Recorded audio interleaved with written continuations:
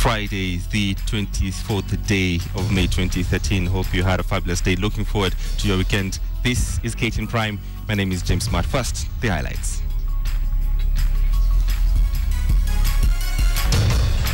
We were told, as far as this case was concerned, it was an open and shut case. Gloves off. Attorney General takes on Bensouda's team in panel discussion. Even if there are no prosecutions, but when we want to implement fully the question of integrity or Chapter 6 of the Constitution. In TJC Defense, Law Society cautions against discrediting reports. Strength of a woman, or is it Meet Mwende, the female Mkokoteni pusher? And for a good cause, final fundraising efforts ahead of tomorrow's event.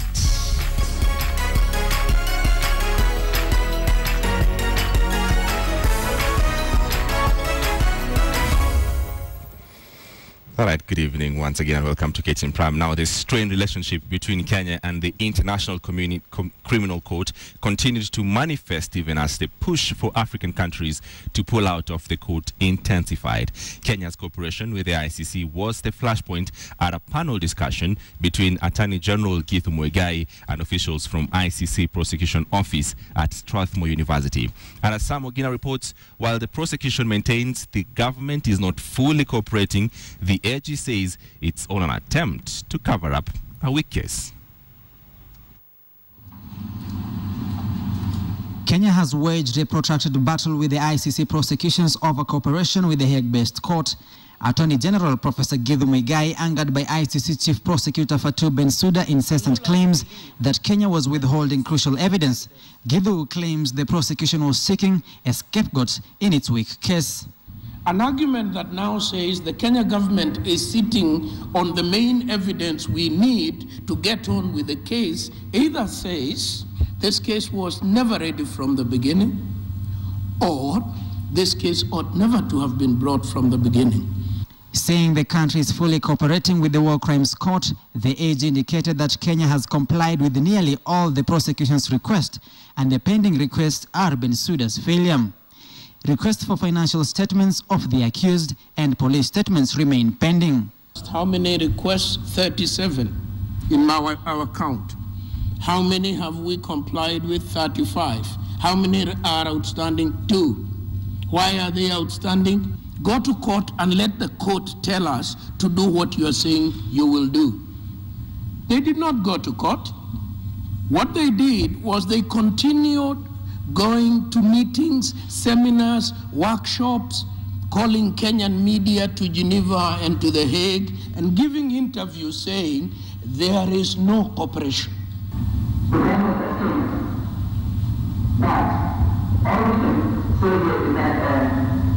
Equally, the Attorney General faulted Bensouda for making claims of threats and intimidation to her witnesses. This as the witness who withdrew from Deputy President William Ruto's case protested over continued use of his evidence at the trial chamber despite his withdrawal. The witness alleges that the prosecution coached and bribed witnesses to implicate the Deputy President and his co-accused. I am guilty of not protecting witnesses whose names I will not be given because they are not safe with me, but I am guilty of not protecting them in any event. How more ridiculous would that be? Professor Githu Muigai accused the War Crimes Court of applying double standards, hunting down African leaders while turning a blind eye to situations such as Syria. There is a double standard here that, to my mind, as a lawyer and as an African, I find absolutely unwarranted. The AG took on the ICC prosecutor even as Kenya suffered a setback in her bid to terminate the impending trials against President Uhuru Kenyatta and Deputy President William Ruto at the United Nations Security Council.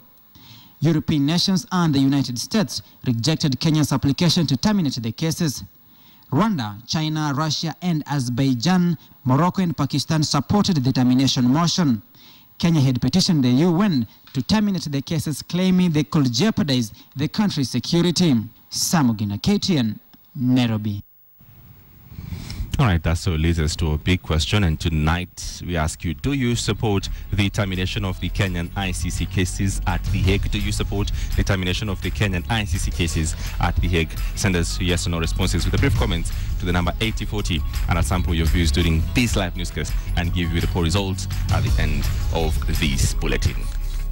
All right, now staying with the matters, and the Law Society of Kenya has called for the implementation of the TJRC report and dismissed critics of the report that details historical injustices dating back to the colonial era.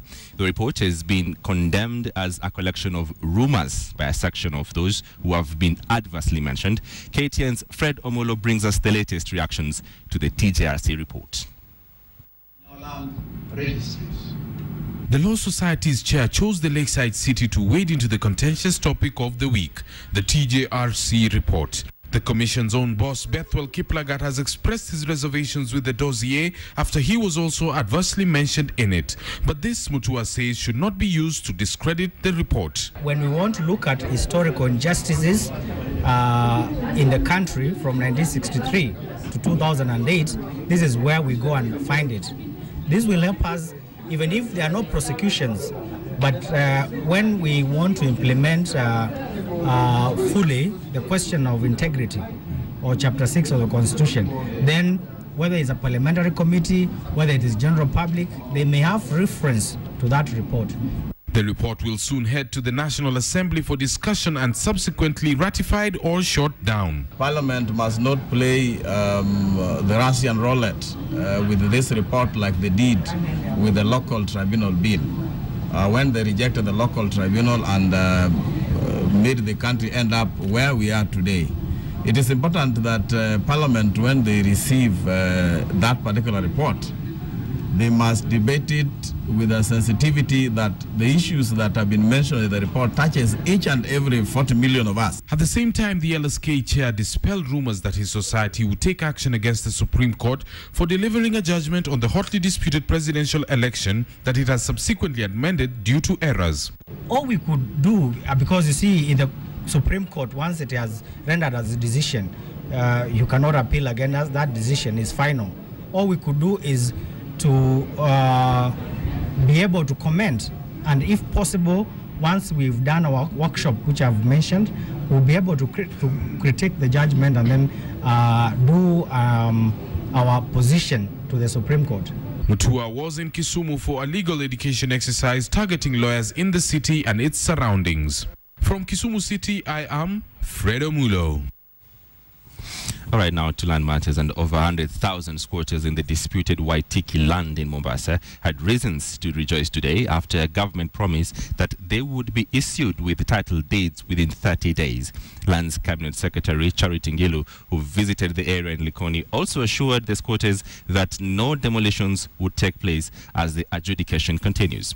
But as Ferdinand Moni reports, Ngilu's biggest challenge is how she will achieve that, given that the land is still legally Waitiki's. When the Jubilee Coalition came campaigning down in the coast, they made a promise to over 100,000 squatters living in Likoni on what is legally Evanson Kamau Waitiki's land. Sisi tukiunda serikali, tuende tufanye valuation ya shamba yake, tununue hiyo shamba, tuende tugawie wananchi huko, wananchi waweze kukaa. And today, the new Lands Cabinet Secretary Charity Ngilu made Likoni her first fieldwork outing. It was on short notice, but she found a packed hall waiting with a solid status report. Hatujakataa kwamba sehemu ile inaweza kuwa ni ya mtu fulani, kwa sababu katika Kenya katiba inakwambia anayemiliki karatasi ndio mwenyewe aliye na haki ya kumiliki ardhi hiyo. Tuna mahospitali, maduka, manasari school, yani vitu vyote vile vya dunia viko pale katika hilo gwangwa ambalo twaishi sisi. Even though thousands call here home, they have consistently slept in fear of bulldozers running over their property. A High Court order last July granted Waitiki permission to evict them. Kwa hivyo tukuomba mama, hili tatizo la ardhi ya Waitiki limalizwe, lisilete chuchuchuchu, litatuletea balaa, tuchoka, si pia tunataka tuishi maisha mazuri, tuenjoy katika maisha yetu. And when Ngilu took to the floor, she told them exactly what they wanted to hear. Hakuna tinga ambayo itaguruma ikibomoa nyumba zenu. And that is not all. People who theoretically owned land will now actually own that land with title deeds delivered to the coastal area in record time. Na kwa mwezi mmoja nitaleta na nitakuja na rais mwenyewe tuwaletee title deeds karibu 6,000 within the coastal area.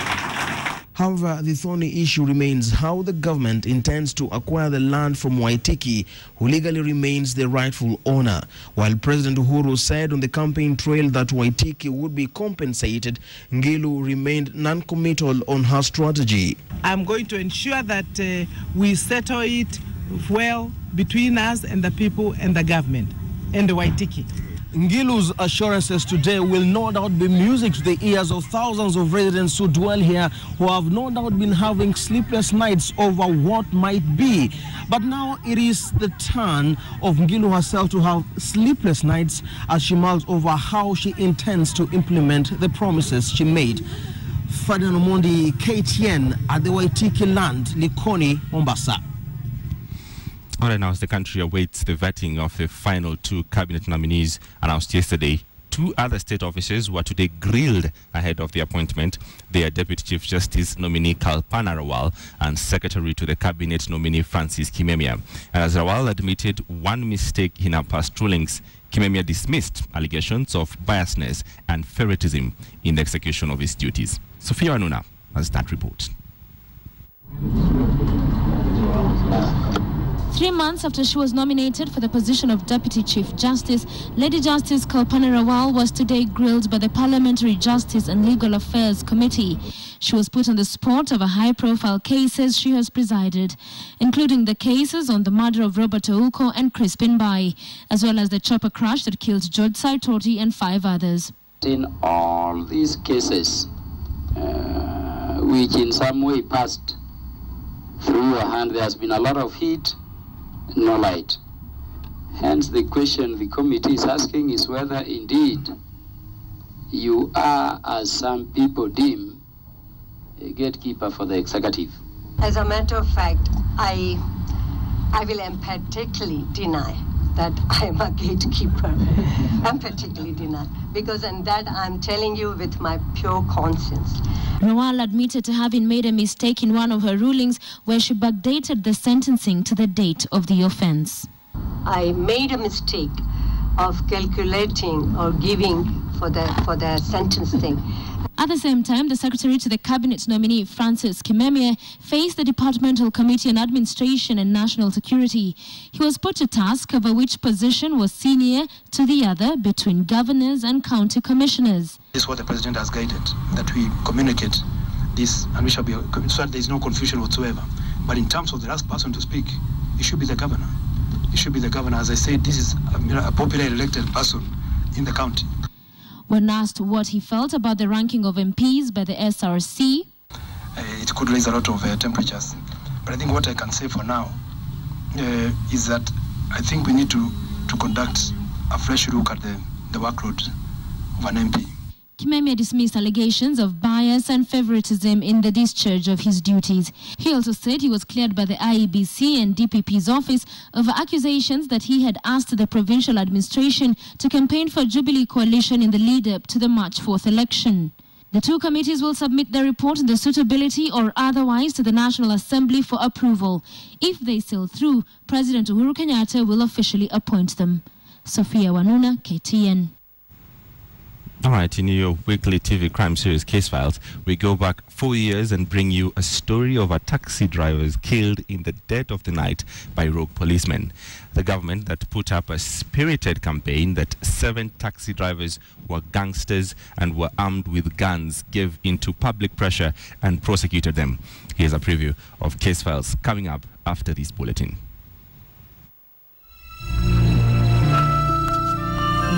Walitoka kwa kilabu huko juu wakakuja. Hawa ndio walikuja wakiwa wakikoki. Kupiga simu ilichukuliwa, lakini hakuna wajibu nilisikia kwa simu, hakuna mwenye aliongea.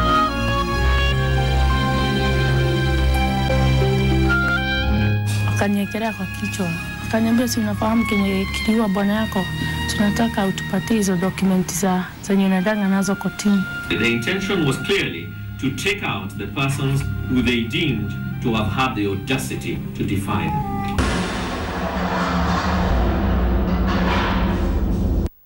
Well, that's immediately after this bulletin. Don't go too far now. The Inspector General of Police, David Kimayo, says police is making good progress in curbing crime in the northeastern region. Speaking at his office while giving an update on the security situation in the country, Kimayo said information from the public had assisted police in arresting several suspects.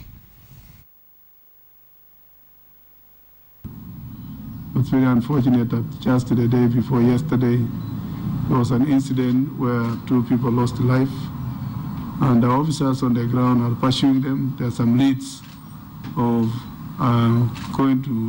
which might end up going to lead to some arrest. We have even arrested some people who had killed one of our officers when he was coming from the mosque.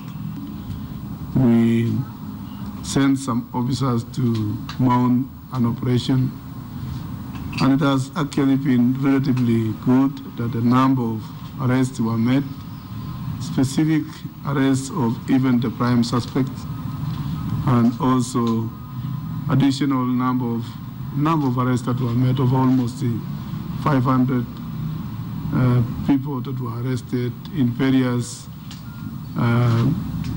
commission of offenses. All right, let's stay with matter security and to Bungoma, where it's been a flashpoint of insecurity, and Bungoma Senator Moses Wetangula's net claims that he is behind the recent attacks that have left 10 people dead in his county. Wetangula has rubbished the claims as baseless, saying if indeed he was involved, he would be facing justice. Now, recent claims have surfaced linking the senator to the Kipchai group, a terror group believed to be behind the attacks. The Bungoma senator has, however, distanced himself from the allegations, saying focus should be shifted to finding lasting peace. Bungoma has been the epicenter of brutal killings in the last 1 month, the latest incident leaving 8 people dead. This is reckless and diversionary talk that doesn't help to restore peace in our county. And people who are looking for scapegoats, excuses, and reckless talk have no place in civilized society. We want to see action, and action must be taken on anybody and everybody regardless of their status in life or in politics. All right, now the stage is set for the 2013 Matahat Run, and as preparations for this big day were being finalized, KTN visited a family that knows quite well why this is a race for life. Najma Ismail reports. Several partners in the campaign hit the ground one last time this morning ahead of the main event tomorrow. Capital FM was on the road selling T-shirts, wristbands and hats to motorists and pedestrians. All for a good cause, such as that of Natasha Kibibi, a 17-month-old baby in Mombasa who could be a beneficiary of tomorrow's event. Baby Natasha was born with a hole in her heart and is unable to play like other babies her age. Her parents say she cannot do simple activities like eating or lying down. Ana shimo katikati ya moyo hapo kwa wall ambayo amezaliwa nalo. Hana raha akitaka kucheza lakini hana zile nguvu za kuwa apate nafasi ya kucheza na wenzake. They are heartbroken since they cannot afford to raise the 1.5 million shillings required to take Natasha to India for treatment. However, there is hope for baby Natasha since the Matahat Run seeks to raise at least 50 million shillings in the event, and baby Natasha might just be one of the beneficiaries. The Heart Run kicks off tomorrow at 7 a.m. in the morning, starting from the Nyayo National Stadium through to Uhuru Highway, then all the way to Mbagathi Road, then Langata Road, and finally end at the Nyayo National Stadium. The event will also take place in Mombasa and Mumias from 9 a.m. and 8:30 a.m. respectively.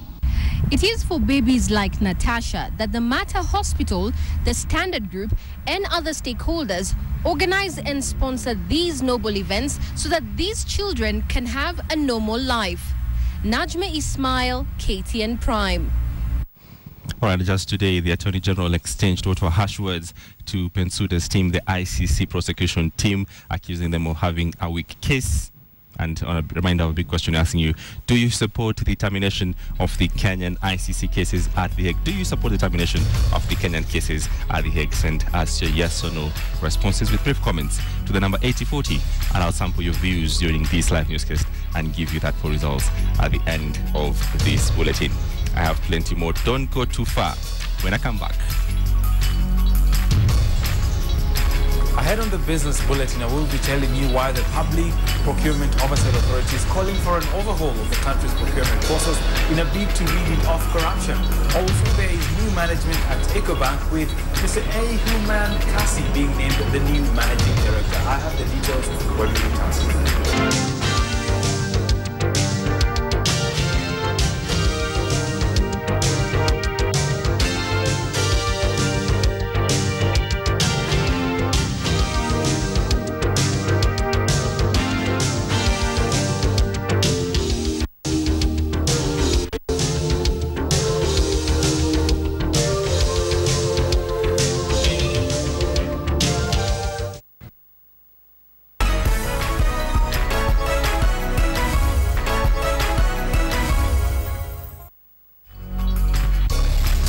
Now staying with matches ICC, now there's a swelling mood among African countries to push the International Criminal Court to stop prosecutions against President Uhuru Kenyatta and his deputy William Ruto. Now the heads of state and governments from the continent begin their meetings in Addis Ababa, Ethiopia tomorrow ahead of the AU General Assembly, which officially opens on Sunday. Our political affairs editor Noah Otieno is in Addis Ababa, from where he joins us live. Noah, bring us up to speed.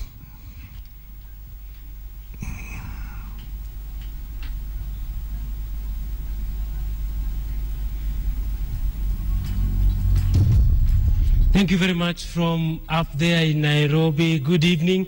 It has been a long day, not for me, but for the ministers from the member countries of the African Union, because the Executive Council was in the third day of their closed-door meeting, deliberating a very hot issue, at least for the Kenyan people. They were deliberating on the agenda put on the table by Uganda, a draft decision that wanted the African Union to adopt an agreement that they will push to have the International Criminal Court return back to Kenya the cases against President Uhuru Kenyatta and his deputy William Ruto. Well, today news just in from inside sources in that closed-door meeting is that almost all the member countries of the African Union have supported that draft decision to push to have the AU push the ICC to stop prosecuting President Uhuru Kenyatta and his deputy William Ruto, because according to that draft decision, that is interfering with the sovereignty of Kenya.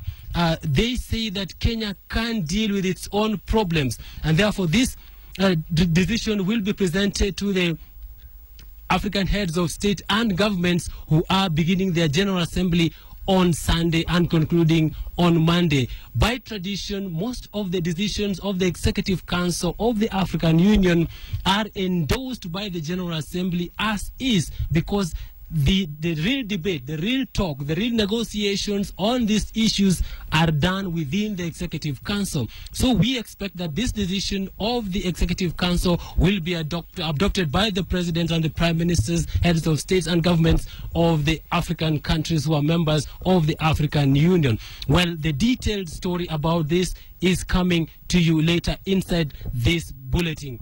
But from inside sources, from that meeting, from that closed-door meeting, which is actually ongoing right now, it is already agreed that the African Union will push the International Criminal Court to stop prosecuting not just Uhuru Kenyatta and William Ruto, but also pursuing the Sudanese President Omar al-Bashir, because they say that the interventions by the ICC on the African continent is becoming a problem for the African states. It is interfering with the sovereignty of the African countries. But the details are coming to you later. Remember, from tomorrow, there will be official opening of the OAU 50th anniversary celebrations here in Addis Ababa, Ethiopia. My name is Noah Otieno from the African Union headquarters here in Addis Ababa.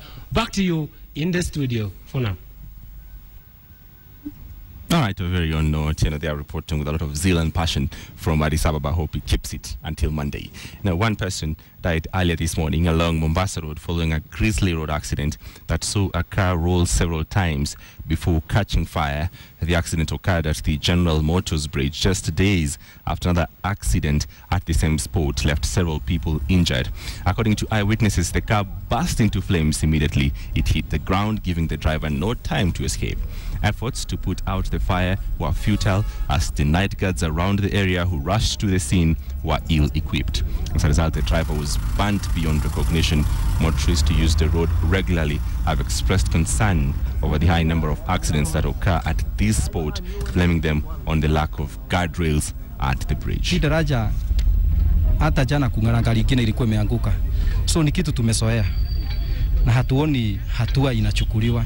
Ile kitu ningesema ni serikali ambayo iko mamlakani sasa ikuja isefu maisha ya watu. All right, now, whenever you see a handcart or a mkokoteni, as it is popularly known, you are almost certain that it will be pulled by a man. However, one woman in Machakos County has defied this stereotype and runs her own mkokoteni business. Mashirima Kapombe reports on the story of Mwende, the woman who put down a handbag for a handcart. Jacqueline Mwende's day begins a bit differently from most women in Machakos town. Not only does she not carry a handbag to work, a handcart is what will be in her arm for most part of her day.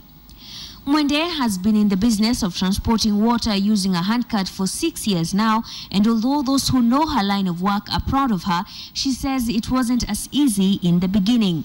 Venye nilianza wakaona naeza, sasa wakanichukulia kama naeza na wakanipea kazi kwa wingi. Waiting long hours for water before she carried out her usual business of washing clothes for her clients is what made her venture into the water transport business. Nilikuwa naosha nguo, alafu nikienda kuosha nguo napata maji inachelewesha, mwenye alikuwa ameambiwa alete maji anachelewesha. Alafu nikaona afadhali niuze hiyo maji mimi mwenyewe nijiletee maji nifanye kazi zangu haraka haraka niende kwa mtu mwingine. Pulling the handcart, however, became more of a challenge than she had anticipated. With over 120 liters of water and a bumpy road, Mwende says it took a while to master the art. And although her male counterparts in the business encouraged her, some of her clients were her biggest nightmare. Unajua binadamu ni ule tu. Wengine wananiharamia, wengine wanakataa kunilipa pia. Alafu hiyo mkokoteni ukivuta inaweza hata kukuangusha. Even with the challenges, Mwende did not give up and continues with her job that provides for her family's needs. Her hope now is that she will expand her business from a two-wheeler cart to a four-wheeler pickup or lorry if she gets an affordable loan. Mashirima Kapombe, KTN. Quite inspiring. I wonder if that phrase, what a man can do, a woman can do better, holds true from Mwende and a male handcart push. I'd like to see some sort of competition. Well, do take some short break. When we come back, Boni Tunya will give you an update on your business of the day. Stay with KTN Prime. This is reckless and diversionary talk that doesn't help to restore peace in our county. And people who are looking for scapegoats, excuses, and reckless talk have no place in civilized society. We want to see action, and action must be taken on anybody and everybody regardless of their status in life or in politics. Good evening, and just before we hit the weekend, here is your day's business report. My name is Boni Tunya. For years now, government procurement has been at the center of controversy, with cases of corruption and high spending coming to the fore. But this is down to rigid and lengthy procurement laws that have created loopholes for many to exploit and inflate prices rather. Now, the Public Procurement Oversight Authority is now calling for an overhaul of the country's 7-year procurement laws to address procurement challenges and cut down on government spending. Michael Karanja has more. Prepared back in 2007, the country's procurement laws came into place at a time toll projects and wastage were the order of the day. The laws, however, are still considered by many as archaic, as a strict tendering timelines and involvement of 9 different committees before a contract is awarded make it near impossible for government to get value for money. The outcome? Billions of shillings allocated to ministries in the national budget return to the national coffers. We need to look at those statutory provisions that guides us at every stage of the procurement process to review and compress to enable us achieve our targets within a very short period. The authority has also put blame on ministries that award project contracts without checking the availability of funding. This has led to a number of cancelled contracts and lengthy court battles that have seen the government forced to award expensive contracts. Other ministries are also being accused of failing to plan, often leading to double billing and stalled projects. The catch here is you don't commit the organization by awarding a contract and notifying the successful bidder that you've been awarded. But that will be a commitment. A survey conducted back in 2007 by the authority found that the government buys common products at 60% higher price than average retail prices in the market. Michael Karanja, KTN Business Today. To movers and shakers now, Ehuman Kasi is the new managing director for EcoBank Kenya. Kasi takes over from Tony Okpanachi, who is leaving the Kenyan operation to take up another role in EcoBank Nigeria. The new manager says his primary task will be to transition EcoBank into a top-tier bank in the next 10 years. To do this, he will capitalize on Kenya's economic potential as the gateway into East Africa and on the growing brand acceptance that is sweeping throughout the country. The bank, which has grown the number of branches from 8 in 2008 to 25 branches, plans to grow this to 50 within the next 4 years. So we've enjoyed good growth in the last 5 years that we've been here.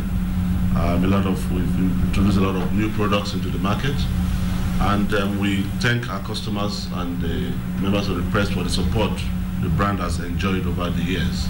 We believe that Kenya, who is today the hub of the East African countries, could basically become the gateway for Africa.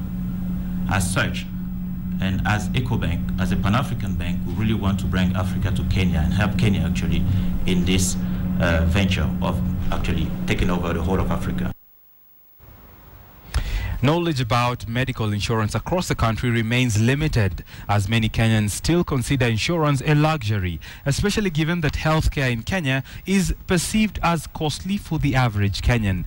While opening the AAR insurance branch in Nyeri town, Nyeri Deputy Governor Samuel Wamathai expressed regret that insurance penetration in the country remained low despite efforts by industry players. Wamathai, however, noted that devolution systems of government will encourage opening up of distribution channels for medical insurance.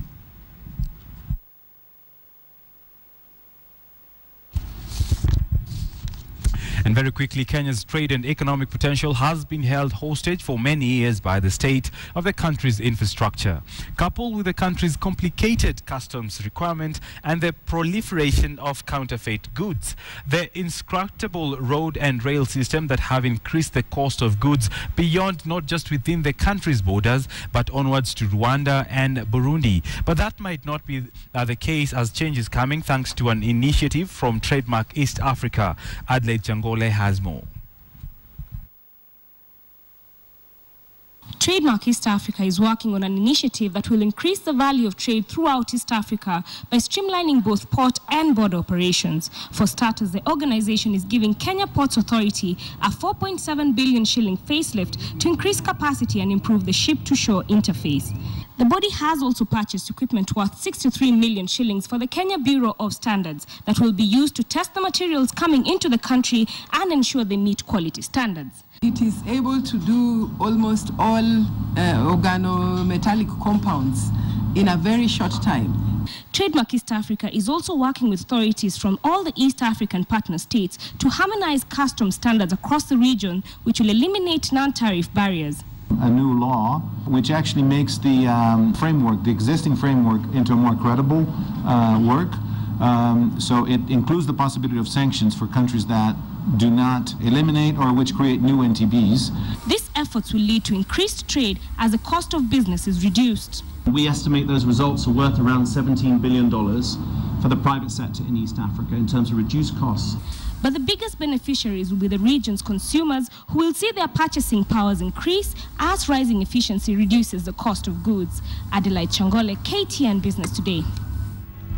Right, that's all the business you need to know on this Friday night. But before we leave, here's a look at the market numbers in the Money Market Report. Good night.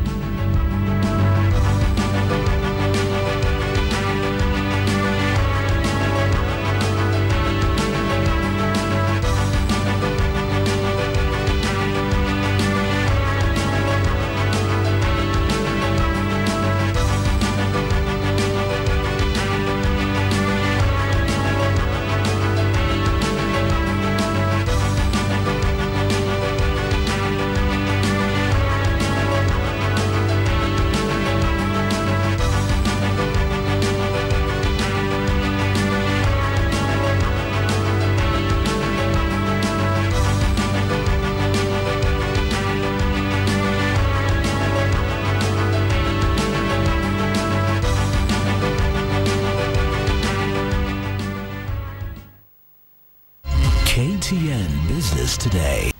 All right, welcome back. Now time for your sports brief. Now the race to replace double world champion Vivian Cheruiyot at the Kenya Police Athletics, albeit temporarily, has begun in earnest. Former junior Commonwealth 115 meters champion Stacey Ndiwa has proven that she will wear the large shoes left by Cheruiyot, who has taken a sabbatical for a year. Stacey finished third in her speciality, but was not satisfied as she entered the 5,000 meters and won in 16 minutes 19.5 seconds. The Kenya Police Athletics Championships here at the Kasarani Stadium was interesting in many ways. With the absence of the leading athletes such as Vivian Cheruiyot, it was time for others such as Stacey Ndiwa to launch their bid to be the best athletes that this country can ever produce. Stacey Ndiwa, the reigning junior Commonwealth 1500 meters champion, has announced her readiness to wear the large shoes left by Cheruiyot. After finishing third in her specialty, the 1500 meters, behind Margaret Wangare and Mercy Cherono, the Kenya Police recruit, whose ambition is to represent the country in Moscow during the World Athletics Championships, felt the third place finish would not guarantee her a slot during the National Championships next month. Mary Washera tried in vain to eclipse her on the home stretch, but the diminutive Ndiwa still had some gas left, and she won it in 16 minutes 19.5 seconds. Washera was timed at 16 minutes 19.8 seconds, while Lydia Rotich was third. Nataka nimake 15 lakini nika reaction haiko nini for sasa nikasema ngoja nijaribu tena 5000 na nimeona nimekimbia vizuri 5000. Nimeona Mercy Cherono amekimbia, nimeona Chemosa amekimbia, nimeona Margaret Wangara amekimbia. Vile vile nimeona Chepsepa amekimbia, kuna Agustin Choke. So kuna hii ni mchezo ya one of the biggest event in Kenya. The championships ends tomorrow. Joshua Kemboi, KTN Sports Today. All right, Bankers KCB take on top 8 finalist Thika United in a match that the Bankers want to apply the brakes on their roll downhill. Mathare United, who have had a dry spell, take on FC Leopards at the City Stadium, with Ingwe looking to extend their winning streak after bagging all the 3 points last weekend in coach Luke Emiel's first Kenya Premier League victory. Now on Sunday, Western Stima have a tricky match against Gor Mahia at the Mumia Stadium. Muhoroni Youth will be facing the other top 8 finalists and Tusker Premier League defending champions Tusker FC away in Muhoroni. Robert Matano's boys are encouraged by their win over Gor Mahia in midweek. Dockers Bandari take on 2009 winner Sofapaka at their Mbaraki grounds.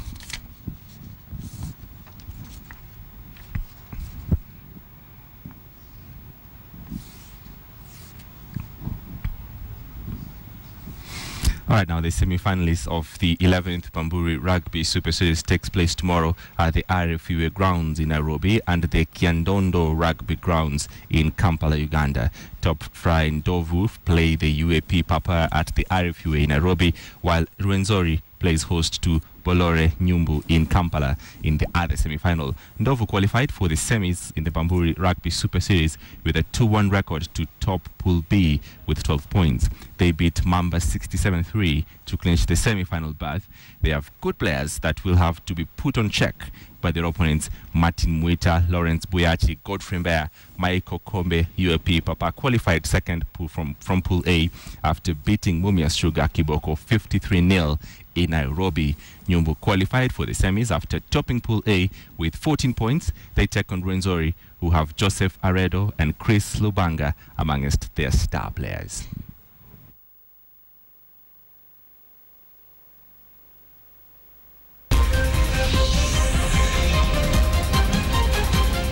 KTN Sports Today, in association with